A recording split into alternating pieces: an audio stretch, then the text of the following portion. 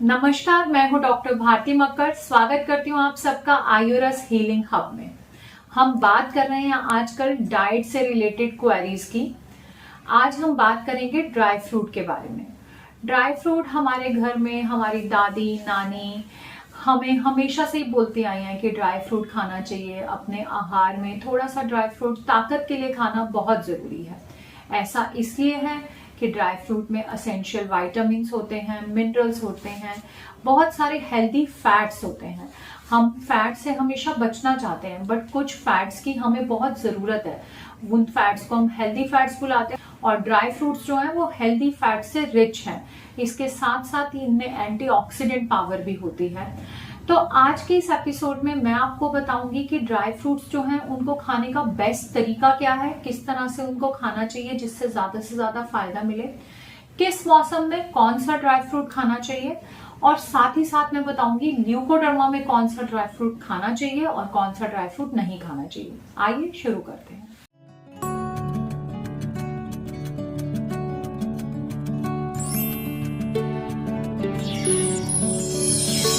तो dry fruits जैसे कि मैंने बताया हमारे लिए बहुत ज़रूरी है, हमें ताकत देते हैं। कई बार जब हम बीमार हो जाते हैं तो हमारे घर के बड़े भी कहते हैं कि ताकत लाने के लिए कमज़ोरी लग रही है तो ड्राई फ्रूट खाया करो। सबसे पहले मैं आपको बताती हूँ कि ड्राई फ्रूट खाने का बेस्ट तरीका क्या है। ड्राई फ्रूट को हमेशा सोक करके खाना चाहिए। सोक करके खाने से इसके दो बहुत बड़े फायदे होते हैं। एक तो अगर हम सोक का ड्राई फ्रूट लेते हैं तो वो डाइजेशन के लिए इजी हो जाता है। अदरवाइज ड्राई फ्रूट्स को डाइजेस्ट करना, उसको पचा पाना थोड़ा डिफिकल्ट होता है, लेकिन जब हम सोक कर लेते हैं तो ये इजीली पच जाता है हमारे शरीर में। दूसरा, ड्राई फ्रूट जो है उसकी तासीर, ज्यादातर ड्राई फ्रूट्स की तासीर गर्म होती है, तो जब हम इनको सोख लेते हैं तो वो हमें बहुत गर्मी नहीं पहुंचाते। कुछ लोग कहते हैं हमें बादाम खाने से एक्ने हो जाते हैं, कुछ लोग कहते हैं हमें घबराहट होने लगती है। वो इसलिए क्योंकि ड्राई फ्रूट खाने से कई बार बॉडी में पित्त बढ़ता है, और ऑलरेडी जिनकी पित्त प्रकृति होती है उनको जैसे ही पित्त बॉडी में बढ़ने लगता है तो इस तरह के सिम्टम्स दिखते हैं।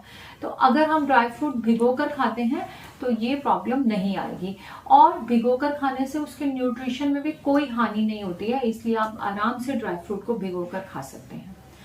दूसरा तरीका जो मैं बताना चाहूंगी वो ये, स्पेशली विंटर्स के लिए ये मैं बताना चाहूंगी। सर्दियों में ड्राई फ्रूट के हम लड्डू बना सकते हैं या उनके एनर्जी बॉल्स बना सकते हैं।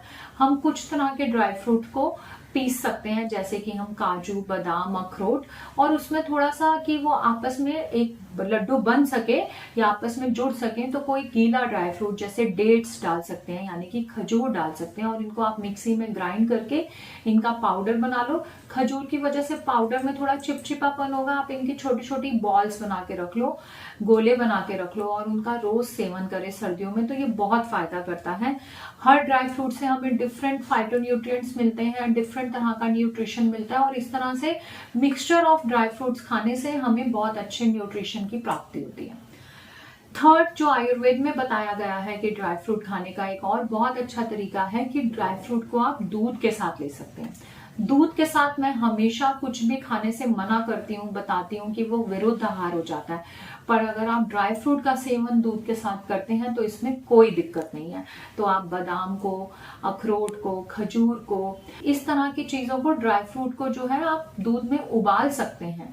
अगर आप जितनी देर उबालते हैं तो ऐसा बताया गया है कि ड्राई फ्रूट के जितने भी न्यूट्रिएंट्स हैं वो अच्छे से मिल्क में डिजोल्व हो जाते हैं और उनका पचना और अच्छा हो जाता है, और हमारी बॉडी में जो उनकी एब्जॉर्प्शन है वो भी इजी हो जाती है। तो आप जरूर दूध में उबाल करके ड्राई फ्रूट्स का सेवन कर सकते हैं। सर्दियों में आप उबाल कर लें। गर्मियों में हम दूध में जैसे ठंडाई बनाते हैं, तो इस तरह से गर्मियों में भी और सर्दियों में भी दूध के साथ ड्राई फ्रूट का सेवन किया जा सकता है। अब मैं आपको बताती हूँ कि किस सीजन के लिए कौन से ड्राई फ्रूट अच्छे हैं। जैसे कि मैंने बताया, ज्यादातर ड्राई फ्रूट की तासीर गर्म है, तो ज्यादातर ड्राई फ्रूट्स का सेवन जो है हमें सर्दियों में ही करना चाहिए। लेकिन फिर भी सर्दियों में जो बेस्ट ड्राई फ्रूट बताए गए हैं वो है बादाम और अखरोट। तो हमें बादाम और अखरोट का जो सेवन है वो सर्दियों में जरूर करना चाहिए। गर्मियों में जो ड्राई फ्रूट्स अच्छे बताए गए हैं वो है खुरमानी, यानी कि जिसे हम एप्रिकॉट बोलते हैं, रेजिन्स जिसे किशमिश बुलाते हैं, या फिर फिग्स जिसे अंजीर बुलाते हैं। लेकिन यहाँ मैं बताना चाहूंगी, आगे मैं बताने वाली हूँ ल्यूकोडर्मा में कौन से ड्राई फ्रूट खाने चाहिए, किशमिश और एप्रिकॉट जो है खुमानी यानी कि वो ल्यूकोडर्मा में खाना मना है। तो गर्मियों में जो ड्राई फ्रूट ल्यूकोडर्मा के पेशेंट आराम से खा सकते हैं वो है अंजीर। आप अंजीर का उपयोग कर सकते हैं। आइए अब हम ऐसी लिस्ट शेयर करते हैं जो ड्राई फ्रूट्स जो हैं आप ल्यूकोडर्मा में खा सकते हैं और उनसे क्या क्या फायदा मिलता है ये भी मैं बताऊंगी। इसमें सबसे पहला नाम है बादाम यानी कि आलमंड्स का। आलमंड्स जो है वो हमें रोज खाने चाहिए। स्पेशली ल्यूकोडर्मा में तो हम बताते हैं पेशेंट को डेली आलमंड्स का इंटेक करना अच्छी रिकवरी के लिए बहुत जरूरी है। ऐसा इसलिए है क्योंकि जो बादाम है वो इम्यूनो मॉड्यूलेटर है, हमारी इम्यूनिटी को मॉड्यूलेट करते हैं जिससे ऑटो इम्यून रिएक्शन में बहुत हेल्प होती है। ये विटामिन ई में भी बहुत रिच होते हैं, इसकी वजह से ये स्किन की हीलिंग में बहुत हेल्प करते हैं। साथ ही साथ ये फ्री रेडिकल से भी फाइट करते हैं, तो हमारे बॉडी में फ्री रेडिकल्स की वजह से जो नुकसान होता रहता है ये हमें उससे बचाते हैं। दूसरा जो मैं यहाँ बताना चाहूंगी बहुत इंपॉर्टेंट ल्यूकोडर्मा के लिए ड्राई फ्रूट है वो है अखरोट। अखरोट में ओमेगा 3 फैटी एसिड होता है जो कि हमारी इम्यूनिटी को बिल्डअप करने के लिए बहुत अच्छा है, तो अखरोट का सेवन कर सकते हैं। तीसरा स्पेसिफिकली ल्यूकोडर्मा के पॉइंट ऑफ व्यू से जो बहुत अच्छा ड्राई फ्रूट है वो है काजू।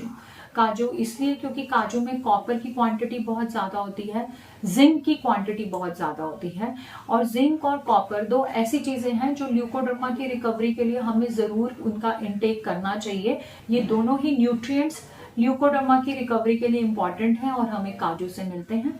इसके अलावा और ड्राई फ्रूट्स जिनका सेवन कर सकते हैं वो है मूंगफली, अंजीर, खजूर, मखाना, चिरौंजी, खसखस, छुआरा, सूखा नारियल यानी कि डेसिकेटेड कोकोनट। इन सब ड्राई फ्रूट्स का आप सेवन कर सकते हैं। अब मैं बताऊंगी कौन से ड्राई फ्रूट्स ऐसे हैं जिनका ल्यूकोडर्मा में सेवन नहीं करना चाहिए। इनमें सबसे ऊपर नाम है रेजिन्स यानी कि किशमिश का, क्योंकि ये स्वाद में खट्टे होते हैं, अंगूर से बनते हैं। इसी के साथ साथ इसी की एक टाइप होती है मुनक्का, उसका भी सेवन नहीं करना चाहिए। साथ ही साथ एप्रिकॉट का सेवन भी मना है यानी कि खुरमानी का। इसके अलावा ब्लूबेरीज का इस्तेमाल या प्रून्स जिसे हम सूखा हुआ आलू बुखारा भी बोलते हैं, इनका इस्तेमाल भी नहीं करना चाहिए। तो ये ड्राई फ्रूट्स को छोड़कर बाकी लंबी लिस्ट है जो ड्राई फ्रूट्स आप ले सकते हैं। इस तरह से सफेद दाग में इन ड्राई फ्रूट्स का सेवन करते हुए आप अपनी न्यूट्रिशनल इनटेक जो है वो बढ़ा सकते हैं। और साथ ही मैंने आपको बताया है कि कौन से ड्राई फ्रूट सफेद दाग में भी फायदा करते हैं, तो उनका सेवन तो आप जरूर करें। मैंने जो लास्ट वीडियो बनाया था उनमें आपने कमेंट बॉक्स में बहुत सारी क्वेरीज मेरे से पूछी थी, जिनमें से ज्यादातर का जवाब मैंने आपको कमेंट बॉक्स में ही लिख कर दिया था, बट 2 क्वेरीज उनमें से मैंने सिलेक्ट की हैं जिनका जवाब मैं आज दूंगी वीडियो में, क्योंकि वो क्वेरीज जो है मेरे पास रिपीटेडली आती है। एक तो ये कि क्या सफेद दाग में शिमला मिर्च का सेवन किया जा सकता है। जी हाँ, शिमला मिर्च में जरूर थोड़ी मात्रा में विटामिन सी होता है, मगर सफेद दाग में आप शिमला मिर्च का सेवन कर सकते हैं, क्योंकि शिमला मिर्च का उपयोग हम कभी भी कच्चा नहीं करते। आप हमेशा ही उसे पकाकर इस्तेमाल करते हैं। पकाकर इस्तेमाल करने से उसका सफेद दाग में कोई नुकसान नहीं रह जाता। अगर किसी कारणवश कच्ची खानी पड़े तो वो जरूर नुकसानदायक हो सकती है, बट कच्ची शिमला मिर्च कोई भी नहीं खाता है, इसलिए मैं सफेद दाग में शिमला मिर्च को मना नहीं करती हूँ। सेकेंड क्वेरी जो मेरे से पूछी है कि क्या शुगर यानी कि चीनी और गुड़ का इस्तेमाल किया जा सकता है। चीनी का इस्तेमाल तो आप सामान्य व्यक्ति की तरह कर सकते हैं। अगर आपको डायबिटीज नहीं है तो जैसे एक सामान्य व्यक्ति चीनी खा सकता है, वैसे सफेद दाग का व्यक्ति भी खा सकता है। लेकिन गुड़ जो है इसका उपयोग ज्यादा मात्रा में नहीं करना चाहिए। आप कभी कभार थोड़ी मात्रा में गुड़ का उपयोग कर सकते हैं। ऐसा इसलिए है क्योंकि गुड़ जो है वो गन्ने से बनता है डायरेक्ट, और गन्ने में बहुत ज्यादा एसिड्स यानी कि खट्टी चीजों की मात्रा भी बहुत ज्यादा होती है, बहुत तरह के एसिड्स होते हैं। तो गुड़ का उपयोग हम रिस्ट्रिक्ट बताते हैं। आयुर्वेद में भी बताया है कि श्वेत्र में यानी कि सफेद दाग में गुड़ का उपयोग थोड़ी मात्रा में करना चाहिए। तो आप इस तरह से ध्यान रखते हुए थोड़ा थोड़ा गुड़ उपयोग में ला सकते हैं। आशा करती हूँ आज का एपिसोड आपको अच्छा लगा। अगर वीडियो आपको अच्छा लगा तो वीडियो को लाइक करें, मेरे चैनल को सब्सक्राइब करें। धन्यवाद।